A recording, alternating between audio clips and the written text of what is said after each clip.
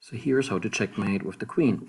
The black king is in the middle of the board. This is where he would love to stay because the way for white to checkmate is only on the edge with this queen. The king will, her own king will actually help her at some point. At this point, the black king is in check, so he's trying to get out, and he's going to move over here to stay in the middle of the board. So that's exactly what he does. Now, the queen noticed this little L shape here. This is what she wants to maintain. She already has it. So let's move the king in, her own king. There you go. Okay, the other king has to get out of check. There you go. Now the queen is going to achieve this little L shape again. Watch. There you go. Okay, now the king is actually out of the middle, and that's really good for white.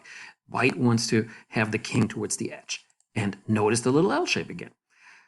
The queen should not get any closer than that because then the king could capture her, right? So the queen cannot be right next to the other king. And again, there's the little L shape, and the king is yet closer to the edge. Okay, and there, and now he has no choice. He has to get on the edge. There. Okay, so now what the queen is going to do, right there, now keep the queen there. And stop doing this L shape, because if you get any closer now, even if you're not right next to it, you could get into a stalemate, which is not a win.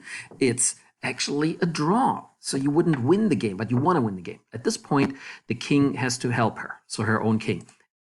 So after that, the black king had to move. Now the white king is coming in, and watch this.